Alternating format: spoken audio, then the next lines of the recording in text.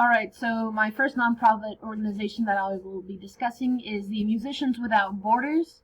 And the Musicians Without Borders will go to many different countries all over the world with musicians who have volunteered their time and expertise and skill to help and try heal the wounds of war, as the charity states it. There's many countries all over the world that are experiencing times of war and religious persecution and other traumatic events that music can definitely help and try and rehabilitate these people and civilians who have gone through these terrible things. And being a musician myself, music definitely has a special place in my heart, and it definitely has healing abilities.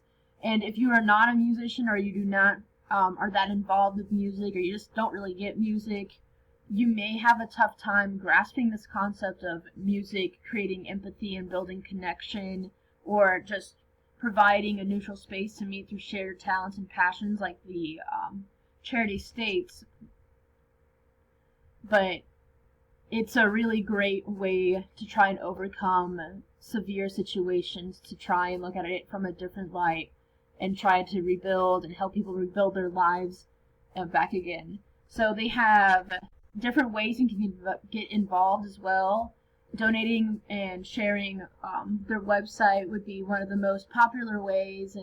But you can also, if you are a musician, you can also volunteer and get in contact with them to go abroad and help other musicians in different areas like Kosovo, Uganda, and Bosnia and Herzegovina, and in different ways to help the people who are struggling there. This charity definitely does what it sets out to do. They have completed several projects already, such as the Woman to Woman project in Bosnia and Herzegovina. They have contact info. They have been doing this for a while now, and it's definitely a credible nonprofit organization.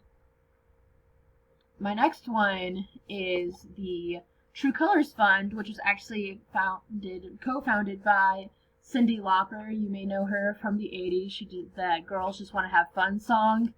But the main goal of this one is to help youth homelessness and to solve the problem of youth homelessness, but also really focus on ending LGBT youth homelessness, because lots of times when kids come out to their parents, they usually are not accepted and are usually kicked out of the house and forced to live on the street for their own selves, which is a terrible situation that happens rather often in the United States. As you can see, out of the entire homeless youth population, 40% of that identifies as lesbian, gay, bisexual, or transgender. And in the entire youth population of America right now, only 7% of teens identify as that. So that large chunk is mainly homeless right now.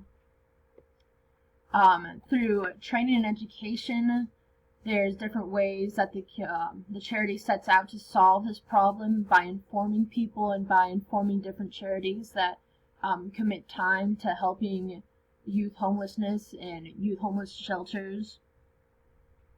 There's also advocates that are partnered with the True Colors Fund to help get their voices out there, and they work with government legislators to provide laws of equality and to provide the homeless youth with safe and effective living programs.